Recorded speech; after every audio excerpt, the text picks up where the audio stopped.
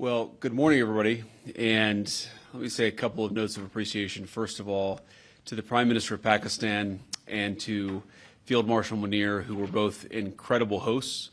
And whatever shortcomings in the negotiation, it wasn't because of the Pakistanis, who did an amazing job and really tried to help us and the Iranians bridge the gap and get to a deal. We have been at it now for 21 hours, and we've had a number of substantive discussions with the Iranians. That's the good news. The bad news is that we have not reached an agreement, and I think that's bad news for Iran much more than it's bad news for the United States of America. So we go back to the United States having not come to an agreement. We've made very clear what our red lines are, what things we're willing to accommodate them on, and what things we're not willing to accommodate them on.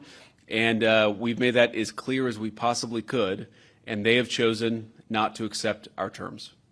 Questions? Sir, Nick Robertson from CNN. Precisely what have they rejected here?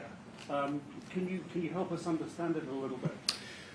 Well, I won't go into all the details because I don't want to negotiate in public after we've negotiated for 21 hours in private. But the simple fact is that we need to see an affirmative commitment that they will not seek a nuclear weapon, and they will not seek the tools that would enable them to quickly achieve a nuclear weapon. That is the core goal of the President of the United States, and that's what we've tried to achieve through these negotiations. Again, their nuclear program, such as it is, the enrichment facilities that they had before, they've been destroyed. But the simple question is, do we see a fundamental commitment of will for the Iranians not to develop a nuclear weapon, not just now, not just 2 years from now, but for the long term? We haven't seen that yet. We hope that we will.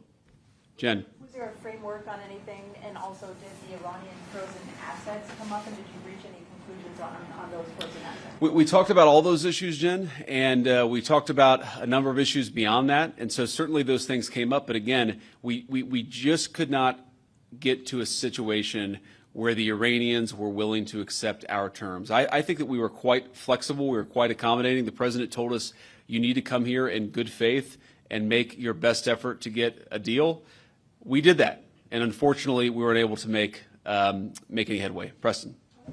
Mr. Vice President, how often did you communicate with President Trump throughout the negotiations? There were reports that there were multiple rounds where there were breaks in between negotiations. How often did you communicate with the President throughout those rounds, and what was he saying as you were going through these negotiations that you said fell short? Yeah, obviously we were talking to the President consistently. I don't know how many times we talked to him, a half dozen times, a dozen times over the past 21 hours.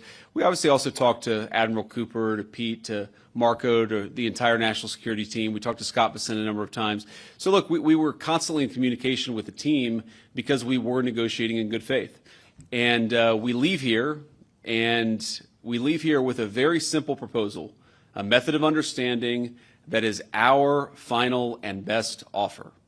We'll see if the Iranians accept it. Thank you. Mr. Vice President, where does this lead the Strait of Hormuz? Did you going back to Prime Minister Netanyahu at all today? What about the Strait of Hormuz? Did they give you any indication of the Supreme Leader's health?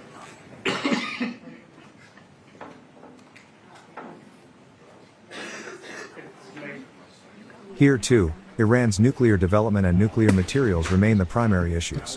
Why did the United States ignore the facts you saw in the previous video? The U.S. first killed Iran's entire leadership, and now it is demanding the very same thing they had previously agreed to.